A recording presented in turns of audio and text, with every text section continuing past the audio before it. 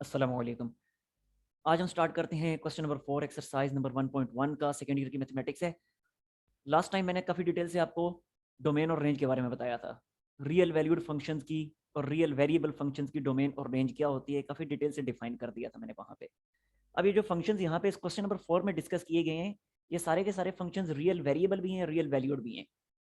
तो last time मैं आपको बता चुका हूँ कि रियल वैल्यूड फंक्शन की डोमेन और रेंज कैसे फाइंड करते हैं, तो अब वही मेथड हम यहाँ पे अप्लाई करेंगे। खैर, सिंपल वर्ड्स में मैंने लिख दी है कि अगर आप डोमेन फाइंड करना चाहते हैं किसी भी रियल वैल्यूड फंक्शन की, तो आयोटा और अनडिफाइन आने के चांसेस को आपने रिमूव करना होता है। और आपको अच्छी तरह पता है कि आयोटा कब आता है। आयोटा उस वक्त आता है कि जब फंक्शन में स्क्वायर रूट मौजूद हो, क्योंकि स्क्वायर रूट के अंदर अगर नेगेटिव साइन बन जाए तो आयोटा आ जाता है। तो स्क्वायर रूट के चांसेस तब होते हैं कि जब फंक्शन में स्क्वायर रूट मौजूद हो। और अनडिफाइन के चांसेस कब होते हैं कि जब वेरिएबल डिनोमिनेटर में हो। जाहिर है, जब वेरिएबल डिनोमिनेटर में होगा और डिनोमिनेटर में अगर जीरो बन रहा हुआ वेरिएबल की किसी वैल्यू के लिए, तो उस सूरत में फंक्शन अनडिफाइन हो जाएगा वेरिएबल की उन वैल्यूज के लिए। ठीक है, तो अयोटा तब आता है कि जब स्क्वायर रूट मौजूद हो फंक्शन में, और अनडिफाइन तब आता है कि जब डिनोमिनेटर में वेरिएबल मौजूद हो। ये डिटेल से मैंने लिख रखे, देख लीजिएगा। अब देखें, क्वेश्चन नंबर 4 है। अब यहाँ पे हमने डोमेन और रेंज फाइंड करनी है। तो अब डोमेन फाइंड करने के लिए बता चुका हूं मैं आपको कि आयोटा और अनडिफाइंड के चांसेस को रिमूव करना है। अब ना तो यहाँ पे स्क्वायर रूट मौजूद है, जब स्क्वायर रूट नहीं है तो आयोटा आने के चांसेस खत्म। और डिनोमिनेटर में वेरिएबल भी यहाँ मौजूद नहीं है, तो जब डिनोमिनेटर में वेरिएबल नहीं है तो अनडिफाइन आने के चांसेस भी खत्म। तो इसका मतलब है पूरी की पूरी रियल लाइन हमारी डोमेन के तौर पे यूज हो जाएगी।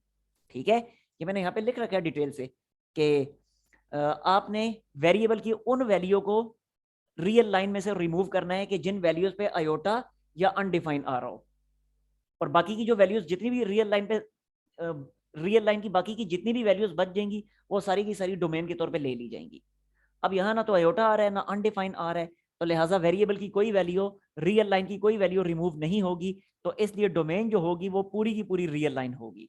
सो domain of this function g will be complete real line, यानी माइनस इन्फिनिटी से प्लस इन्फिनिटी। ठीक है, या इसी को ऐसे भी लिखा जा सकता है कि complete set of real number, कुछ भी लिख दें। और अब रेंज की अगर बात करें तो देखिए हम रेंज कैसे फाइंड करेंगे। तो लास्ट टाइम मैंने आपको काफी डिटेल से बताया था और यहां भी लिख रखा है कि रेंज क्या होती है कि डोमेन की जितनी भी वैल्यूज आई हैं, डोमेन की उन तमाम वैल्यूज के करस्पॉन्डिंग फंक्शन के जितने भी आंसर्स आएंगे, उन तमाम आंसर्स का सेट फंक्शन की रेंज कहलाएगा। यही चीज मैंने यहाँ पे लिख रखी है। ठीक है, तो अब डोमेन की वैल्यूज को अगर मैं यहाँ पुट करना शुरू करूँ तो फंक्शन के जो आंसर्स आते जाएंगे उनको मैं कलेक्ट कर लूंगा, उन तमाम आंसर्स का सेट मुझे रेंज बना के दे देगा। तो ये बहुत आसान काम है। देखें, डोमेन के जो कॉर्नर्स हैं, इन कॉर्नर्स को बारी बारी यहाँ पुट करें। अब यहाँ पे कॉर्नर है, एक कॉर्नर है, पहले ये वाला देख लें। एक कॉर्नर है नेगेटिव इन्फिनिटी। नेगेटिव इन्फिनिटी को एक्स की जगह अगर मैं पुट करूं, वैसे इन्फिनिटी पुट नहीं की जाती एक्स की जगह पे, क्योंकि इन्फिनिटी कोई नंबर थोड़ी होता है, तो वो पुट नहीं की जा सकती। जस्ट आपकी अंडरस्टैंडिंग के लिए ये अल्फाज में इस्तेमाल कर रहा हूँ कि मैं माइनस इन्फिनिटी को एक्स की जगह पे पुट करता हूँ। तो जब एक्स की जगह माइनस इन्फिनिटी पुट करूंगा तो पूरा आंसर ये आ जाएगा माइनस इन्फिनिटी। ठीक हो गया। अब दूसरा कॉर्नर पुट करें इन्फिनिटी, तो जब पॉजिटिव इन्फिनिटी यहां पुट करूंगा तो ये पॉजिटिव इन्फिनिटी बनेगा। तो ये आ गई रेंज माइनस इन्फिनिटी से प्लस इन्फिनिटी, या complete set of real number. ठीक हो गया जी। तो ये हमें डोमेन भी मिल गई, रेंज भी मिल गई। और डोमेन जो मिली है, यहां आगे मैं इसकी रीजन में लिख देता हूं। क्या लिखूंगा रीजन में? Because no chances, no chances of iota और undefined, no chances of iota or undefined for any value of x, for any value of x। तो जब आयोटा अनडिफाइंड के कोई चांसेस नहीं है तो लिहाजा एक्स की कोई वैल्यू रिमूव नहीं होगी, कोई वैल्यू रिमूव नहीं होगी, तो डोमेन पूरी सेट ऑफ रियल नंबर आ जाएगी। अब आते हैं हम पार्ट नंबर 2 की तरफ। नेक्स्ट हम आते हैं जी पार्ट नंबर 2 की तरफ। अब यहां हमने डोमेन फाइंड करनी है। तो अगेन डोमेन एक्स, डोमेन के लिए एक्स की वो वैल्यूज हमने फाइंड करनी है कि जिन वैल्यूज पे आयोटा या अनडिफाइंड ना आ रहा हो। अब यहाँ अनडिफाइंड आने के कोई चांसेस नहीं है क्योंकि डिनोमिनेटर में वेरिएबल नहीं है। अलबत्ता आयोटा आने के चांसेस अब मौजूद हैं। और हमें पता है आयोटा तब आता है कि जब अंडर रूट के अंदर नेगेटिव साइन बन रहा हो। तो अब यहाँ पे अगर हमने डोमेन फाइंड करनी है तो हम चाहते हैं कि अंडर रूट के अंदर नेगेटिव साइन ना बने ताकि आयोटा ना आए। तो मैं लिख दूंगा फॉर डोमेन, डोमेन फाइंड करने के लिए, डोमेन फाइंड करने के लिए मैं पुट करूंगा जो कुछ भी स्क्वायर रूट के अंदर लिखा हुआ है उसको ग्रेटर देन इक्वल टू 0। ठीक है, क्यों, वजह उसकी क्या है, ग्रेटर देन इक्वल टू 0 क्यों पुट करूंगा, क्योंकि एक्स स्क्वायर माइनस 4 को अगर मैं 0 से लेस पुट करूं तो दैट गिव्स आयोटा, तो वो आयोटा प्रोड्यूस कर देता है। समझ आ गई बात की। अच्छा, अब जरा देखिएगा, अब अगले स्टेप में इसको लिखा जा सकता है x square is greater than equal to 4।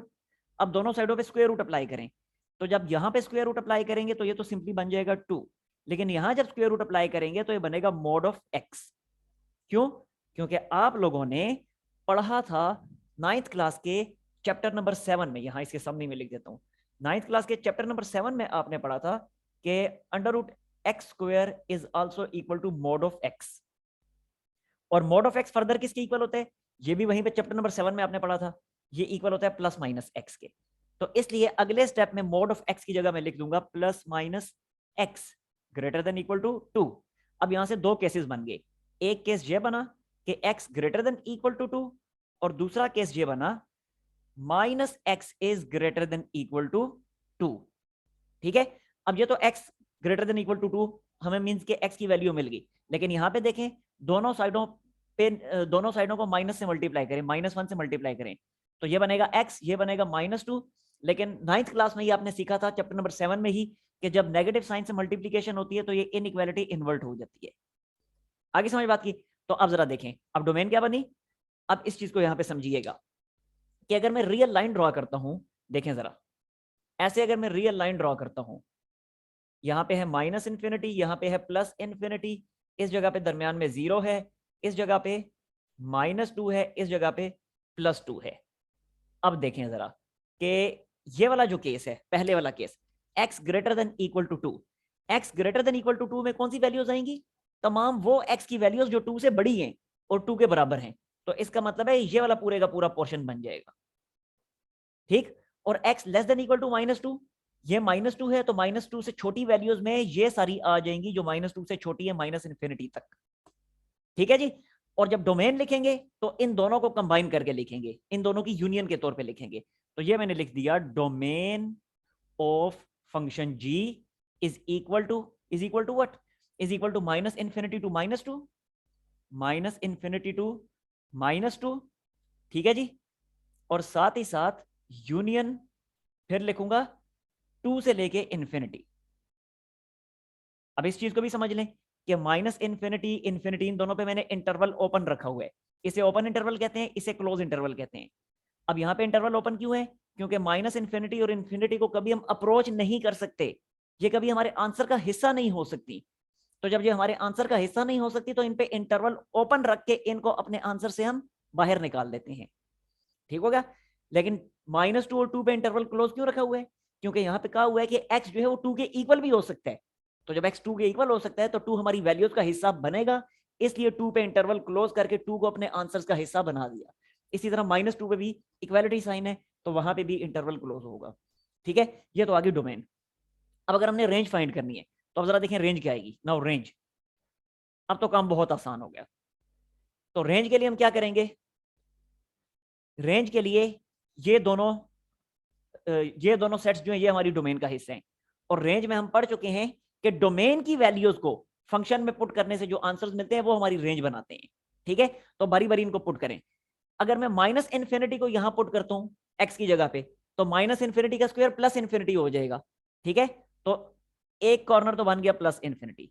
अब इस इन्फिनिटी को यहां पे पुट करके देखें, तो इन्फिनिटी का स्क्वायर इन्फिनिटी फिर प्लस इन्फिनिटी, तो वो इन्फिनिटी पहले से लिखा हुआ है, ये तो हो गया इंटरवल यहाँ पे क्लोज। अब जरा देखते हैं इस तरफ क्या आएगा। अगर मैं -2 को यहाँ पे पुट करता हूं तो -2 का स्क्वायर 4, 4 - 4 0, और इसी तरह +2 को यहाँ पे पुट करता हूं तो 2 का स्क्वायर 4, 4 - 4 0। तो ये रेंज बन गई 0 से लेके इन्फिनिटी। और साथ ही साथ क्योंकि -2 और 2 हमारी डोमेन का हिस्सा थे तो इसलिए इनके करस्पॉन्डिंग मिलने वाला जो आंसर 0 है वो भी हमारी रेंज का हिस्सा होगा, तो इंटरवल वहां पे हो गया क्लोज। ठीक है जी, ये था हमारा पार्ट नंबर 2। अब चलते हैं हम नेक्स्ट पार्ट की तरफ। नेक्स्ट हम आते हैं जी पार्ट नंबर 3 की तरफ। अब देखें पार्ट नंबर 3 में भी डिनोमिनेटर मौजूद नहीं है, सॉरी डिनोमिनेटर में वेरिएबल मौजूद नहीं है, तो लिहाजा अनडिफाइन आने का कोई चांस नहीं है। अलबत्ता स्क्वायर रूट मौजूद है तो अयोटा आने के इम्कानात मौजूद हैं। तो अयोटा के इम्कानात को खत्म करने के लिए हम क्या करेंगे, x+1 को greater than equal to 0 put कर देंगे। तो फिर यही चीज मैं लिख रहा हूं, for domain put x+1 is greater than equal to 0। क्यों greater than equal to 0 put किया, क्योंकि x+1 को अगर हम लेस देन 0 पुट करते तो वो हमें अयोटा दे देता है। ठीक है जी। अच्छा, अब जरा इसको हम सिंप्लीफाई करते हैं। यहां से x की वैल्यू क्या आ जाएगी, ये आ जाएगी ग्रेटर देन इक्वल टू -1। अब अगर इसी चीज को मैं नंबर लाइन पे ड्रॉ करता हूं तो देखें नंबर लाइन पे ये क्या बनेगा, अगेन ये मैंने ड्रॉ की number line, real line, number line, कुछ भी कह लें, और यहां पे है 0। जब यहां पे 0 है तो इस जगह पे क्या होगा, इस जगह पे -1 होगा। अब x के बारे में कहा जा रहा है कि x जो है वो -1 से बड़ा है, यानी x की वो तमाम वैल्यूज जो -1 से बड़ी हैं वो यहाँ पे शामिल हो जाएंगी हमारी डोमेन में। तो ये वो वैल्यूज बनती हैं x की जो -1 से बड़ी वैल्यूज हैं। ठीक है, तो डोमेन फिर हमारी क्या बनी, सो domain of this function g will B -∞ से लेके, सॉरी -1 से लेके +∞ तक, और इन्फिनिटी पे हमेशा इंटरवल ओपन होते हैं। अब -1 पे देखें, -1 पे क्योंकि इक्वालिटी साइन मौजूद है तो इसका मतलब है -1 पे इंटरवल क्लोज होगा। ठीक है जी, ये तो आ गई डोमेन। अब अगर रेंज की हम बात करें तो रेंज क्या बनेगी, तो रेंज हमें पता है, डोमेन की वैल्यूज को जब फंक्शन में पुट करना शुरू करते हैं तो फंक्शन के जो आंसर्स मिलते हैं उन आंसर्स का सेट रेंज कहलाता है। तो अगर मैं डोमेन की ये वैल्यू -1 यहां पे पुट करता हूं तो -1 + 1 0 हो जाएगा, तो इसलिए यहां पे तो बना 0। और जब इन्फिनिटी यहां पे पुट करता हूं, इन्फिनिटी पुट करने से फंक्शन का आंसर इन्फिनिटी आएगा, तो बना 0 to ∞। यहां पे इंटरवल ओपन, और क्योंकि -1 पे इंटरवल क्लोज था तो -1 के करस्पॉन्डिंग हमें 0 मिला, तो इसलिए 0 पे भी इंटरवल क्लोज ही रहेगा। ठीक है जी, तो ये था हमारा पार्ट नंबर 3। नेक्स्ट पार्ट की तरफ अब चलते हैं हम। अच्छा, नेक्स्ट अब आते हैं पार्ट नंबर 4 की तरफ। अब यहाँ पे मॉडुलस फंक्शन है, मॉड फंक्शन, यानी वही जो 9th क्लास के चैप्टर नंबर 7 में आपने काफी डिटेल से इसके बारे में सीखा था। तो देखें, अब अगेन डोमेन फाइंड करनी है, तो ना तो यहाँ पे डिनोमिनेटर में ना तो वेरिएबल है कि अनडिफाइन आने का कोई चांस हो, और ना ही स्क्वायर रूट के अंदर ये फंक्शन है कि अयोटा आने का चांस हो। तो लिहाजा ना तो यहाँ अयोटा आ रहा है एक्स की किसी वैल्यू के लिए, और ना ही एक्स की किसी वैल्यू के लिए अनडिफाइन आ रहा है। तो जब एक्स की किसी भी वैल्यू पे अयोटा या अनडिफाइन नहीं आ रहा तो एक्स की कोई वैल्यू भी यहाँ से रिमूव नहीं होगी, तो फिर डोमेन बनेगी complete set of real number. ठीक है, तो यही चीज मैं यहाँ पे लिख देता हूँ, domain is complete set of real number, यानी -∞ से +∞ तक। और रीजन उसकी क्या है, since no chances of iota, no chances of iota or undefined, no chances of iota or undefined for any value of x, x की किसी भी वैल्यू के लिए आयोटा या अनडिफाइंड नहीं आ रहा, तो लिहाजा x की कोई वैल्यू रिमूव नहीं होगी, तो complete set of real number हमारे पास डोमेन में आ जाएगा। अब अगर इसकी रेंज की बात करें, अब देखिए रेंज फाइंड करने का जो तरीका अभी मैंने बाकी के क्वेश्चंस में बताया है ना, वो मोड फंक्शन में आपने डायरेक्टली उसी तरह अप्लाई नहीं कर देना। मतलब मैंने ये बताया था कि कॉर्नर्स की वैल्यू को आप यहाँ पे पुट करें फंक्शन में एक्स की जगह पे, तो फंक्शन के जो आंसर्स मिलेंगे वो आपको रेंज सेट के कॉर्नर्स दे देंगे। लेकिन मोड फंक्शन में आपने ऐसा नहीं करना। देखना, अब यहाँ पे जो अगर मैं -∞ यहाँ पे पुट करता हूँ तो ओवरऑल इन्फिनिटी बनेगा, +∞ पुट करता हूँ तो इन्फिनिटी ही बनेगा। तो इस तरीके से तो हमें रेंज सेट नहीं मिलेगा। अब यहाँ जो रेंज सेट बनेगा वो ये बनेगा, वो बनेगा 0 से लेके इन्फिनिटी। क्यों, वजह उसकी, वजह मैं उसकी बता रहा हूँ। इन्फिनिटी अगर पुट करूं फिर तो इन्फिनिटी बन गया, -∞ पुट किया फिर भी इन्फिनिटी बन गया, तो लिहाजा एक एंड तो मिल गया इन्फिनिटी। अब दूसरा एंड 0 मुझे कैसे मिला, दूसरा एंड 0 ऐसे मिला कि देखें ये रेंज की ये जो वैल्यूज हैं, अगर मैं इनको नंबर लाइन पे लिखता हूं, रेंज की वैल्यूज को अगर मैं नंबर लाइन पे ड्रॉ करता हूं, देखें ये बनेगा क्या, ये नंबर लाइन पे मैंने ड्रॉ कर दिया डोमेन की वैल्यूज को, डोमेन की वैल्यूज को नंबर लाइन पे ड्रॉ कर दिया। अब यहाँ पे है कहीं पे 0, ज़ाहिर है यहाँ पे डिफरेंट नंबर्स इस पे बिखरे पड़े हैं, 1 है, 2 है, 3 है, अब टू सो ऑन चलते चले जा रहे हैं। इसी तरह यहाँ पे -1 है, यहाँ -2 है, यहाँ -3 है, ऐसे ही चलते चले जा रहे हैं। ठीक है, अब जरा देखिए ये क्या है, x-3 मॉड, और ये पूरी की पूरी डोमेन हमारे पास मौजूद है।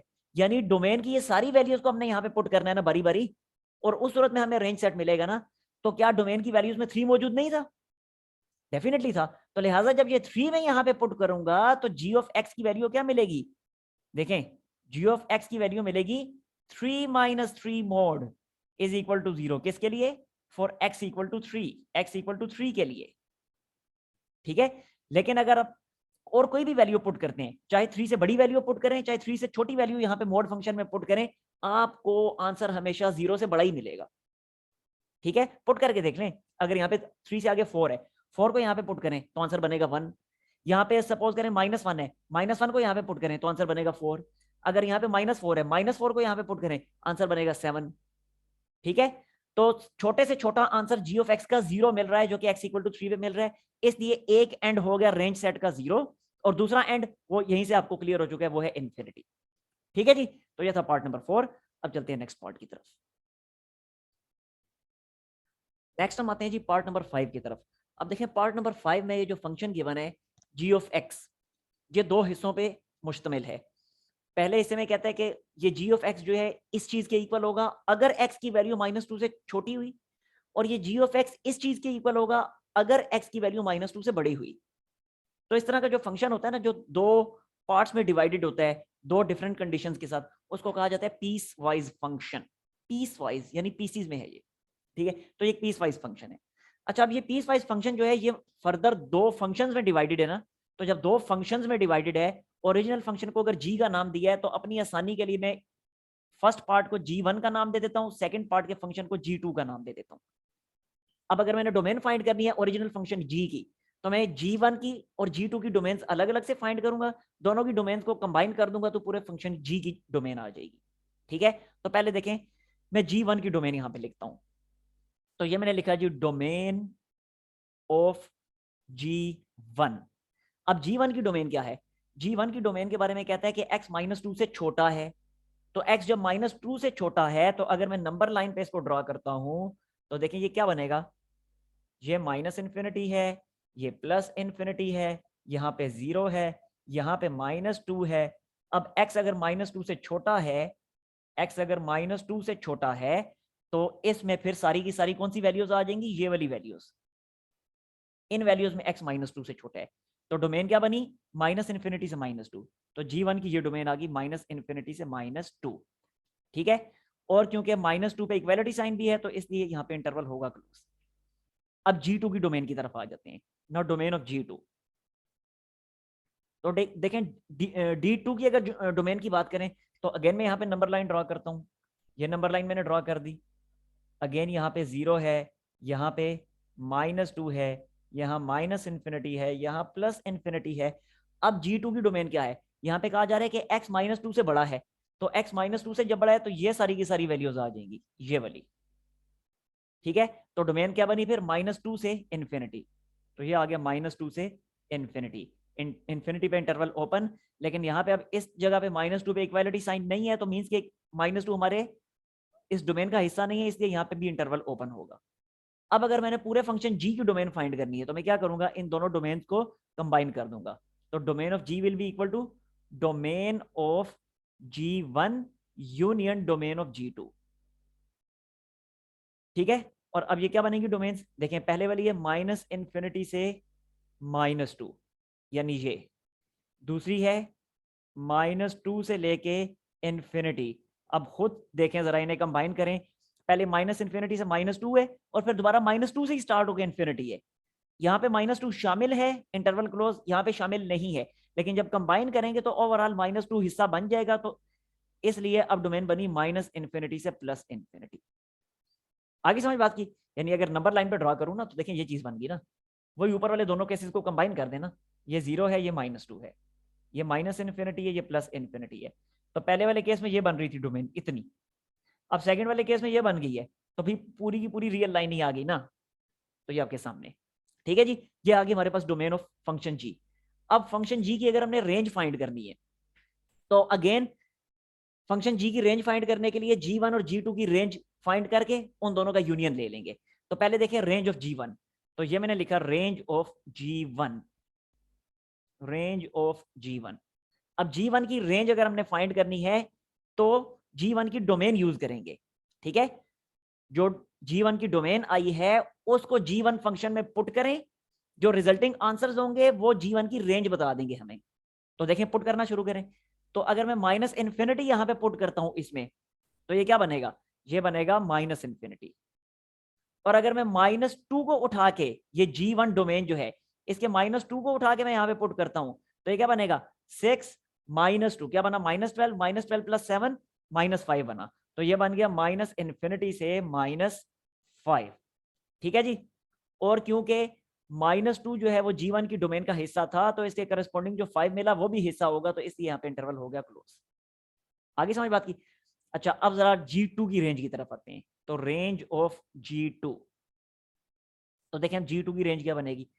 अगेन जो G2 की डोमेन आई है उसको G2 फंक्शन में पुट करें। तो अगर मैं इन्फिनिटी को पुट करता हूं G2 में, तो देखें जैसे ही इन्फिनिटी x की जगह पे पुट होगी तो -3 जब इन्फिनिटी से मल्टीप्लाई होगा तो माइनस इन्फिनिटी बनाएगा, वो माइनस इन्फिनिटी बनाएगा। तो इसलिए ये मैंने लिखा माइनस इन्फिनिटी। और अब जरा देखें, जब G2 का -2, G2 की डोमेन का -2 जब G2 में पुट होगा, तो ये बनेगा -3 मल्टीप्लाई -2 क्या बनेगा, ये बनेगा +6, और +6 4 से मल्टीप्लाई होकर बनाएगा 10। तो ये बना माइनस इन्फिनिटी से 10, और 10 पे इंटरवल ओपन होगा।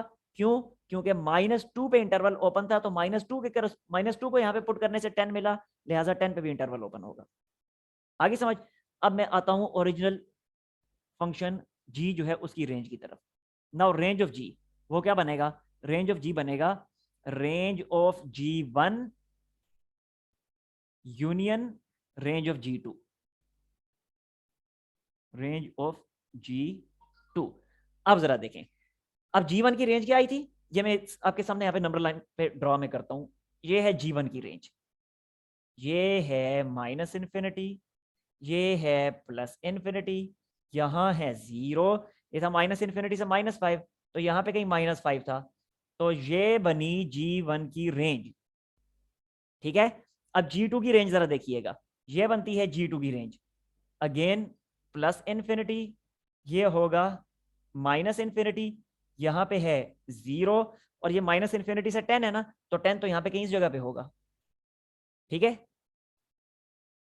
ये तो अब ये क्या थी डोमेन, माइनस इन्फिनिटी से 10, तो ये पूरी की पूरी ये बनी थी इसकी रेंज माइनस इन्फिनिटी से 10। अब जब हमने इन दोनों का यूनियन लेना है, रेंज ऑफ G1 और रेंज ऑफ G2 का, यानी इस चीज का और इस चीज का जब यूनियन लेंगे, तो यूनियन में पूरे का पूरा ये आएगा माइनस इन्फिनिटी से 10। तो इसलिए इसकी रेंज बन गई हमारे पास माइनस इन्फिनिटी से 10, ठीक है। तो ये आ गई आपके पास फंक्शन G की ओरिजिनल रेंज, ठीक हो गया जी। तो ये था पार्ट नंबर 5। अब चलते हैं हम पार्ट नंबर 6 की तरफ। नेक्स्ट हम आते हैं जी पार्ट नंबर 6 की तरफ। तो पार्ट नंबर 6 भी एक पीस वाइज फंक्शन है, ये भी 2 हिस्सों में डिवाइडेड है।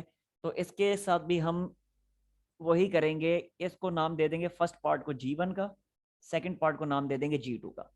अब ओरिजिनल फंक्शन की हमें डोमेन चाहिए, तो दोनों की अलग अलग डोमेन्स फाइंड करेंगे और दोनों की डोमेन्स का यूनियन ले लेंगे। तो पहले देखें डोमेन ऑफ G1 क्या बनेगी।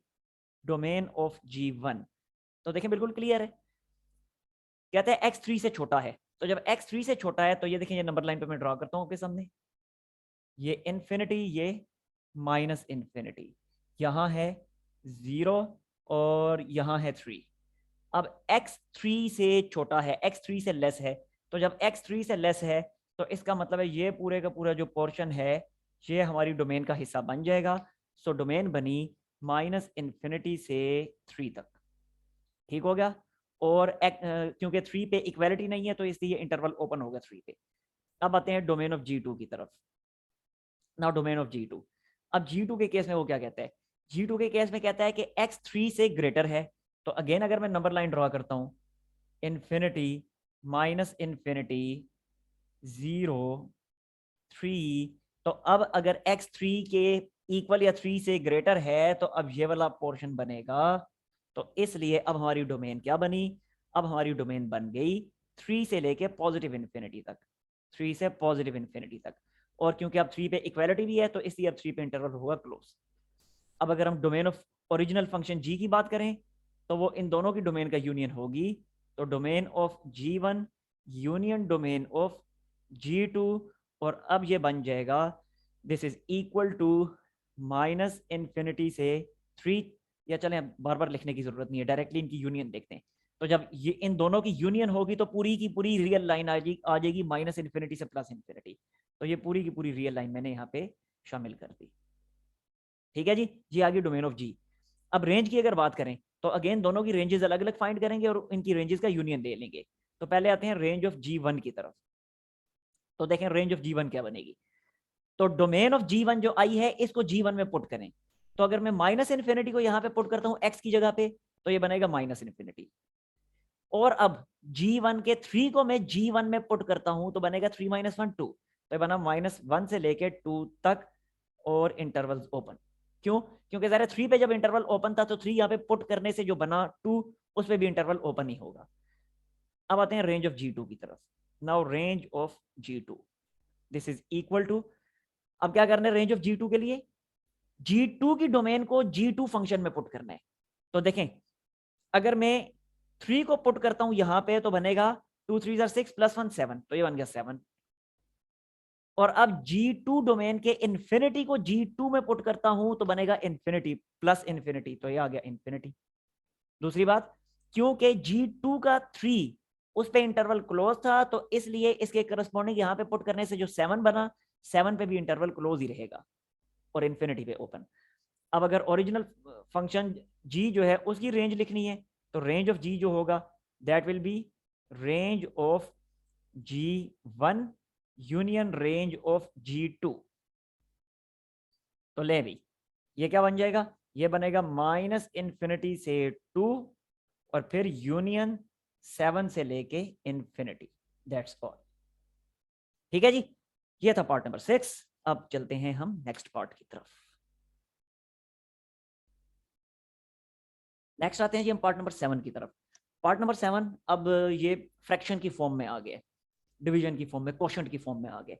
अब यहाँ पे अगर हमने डोमेन फाइंड करनी है तो देखें अगेन वही डोमेन की डेफिनेशन क्या है कि आपने x की वो वैल्यूज फाइंड करनी है कि जिन पे आयोटा या अनडिफाइन ना आ रहा हो। मतलब x की जिन वैल्यू पे आयोटा या अनडिफाइन आ रहा है उन वैल्यूज को रियल लाइन से रिमूव कर देना है, दैट्स ऑल। अब देखें जरा, यहाँ पे अनडिफाइन आने के चांसेस मौजूद हैं क्योंकि डिनोमिनेटर है ना। तो जब डिनोमिनेटर है तो ये जो डिनोमिनेटर है, डिनोमिनेटर x की जिन वैल्यूज पे 0 देगा उन वैल्यूज को आपने रियल लाइन से रिमूव कर देना है। तो अगर ये x+1 जो है डिनोमिनेटर, अगर मैं इसको 0 पुट करूं तो x की वैल्यू बनती है -1, मींस के -1 को हमने रिमूव करना है। लेकिन मजे की बात -1 को क्वेश्चन में पहले उसने रिमूव कर दिया, उसने कहा -1 x की वैल्यू नहीं हो सकती, वो उसने खुद ही कह दिया। ठीक हो गया। अच्छा -1 तो रिमूव हो गया रियल लाइन से, बाकी क्या आयोटा आने के चांसेस हैं?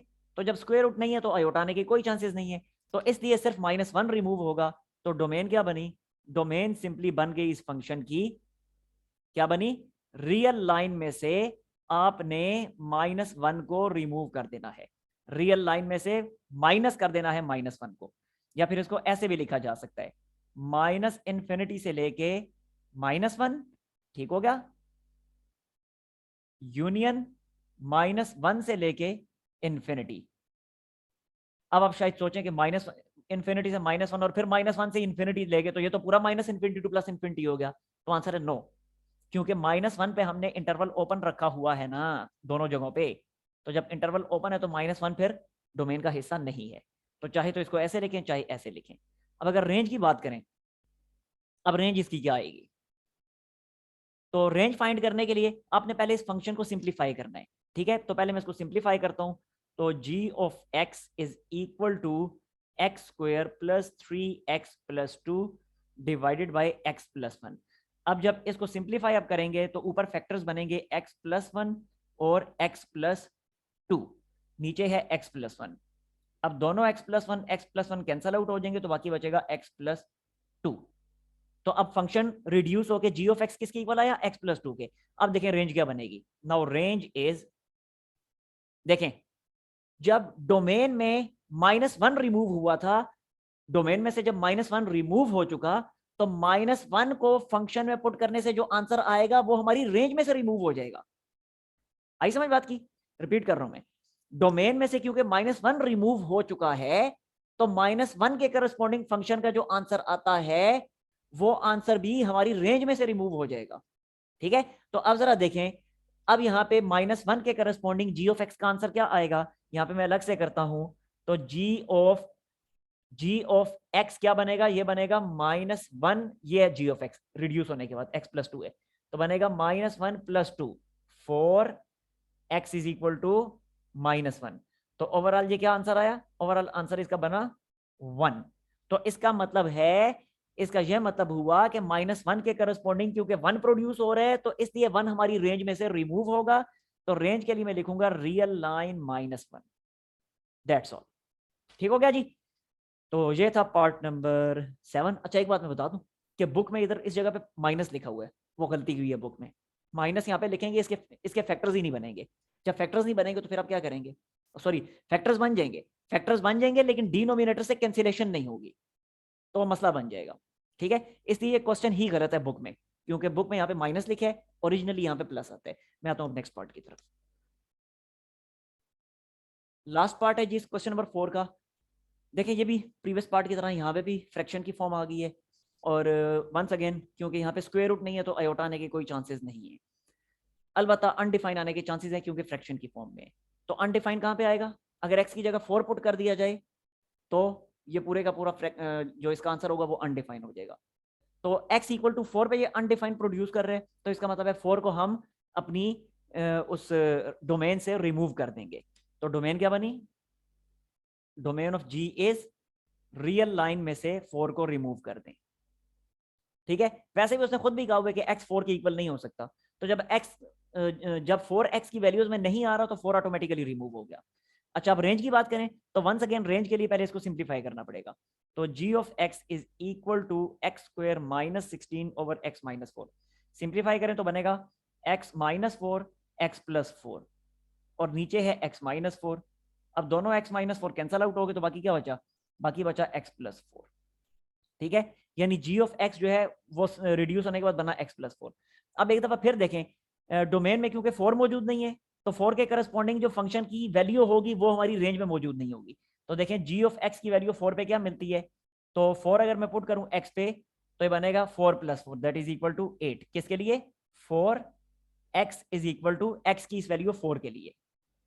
ठीक है, तो जब 4 डोमेन में नहीं है तो 4 के करस्पॉन्डिंग जो 8 प्रोड्यूस हुआ है वो रेंज में नहीं होगा। तो अब रेंज क्या बनी, now range is real line -8।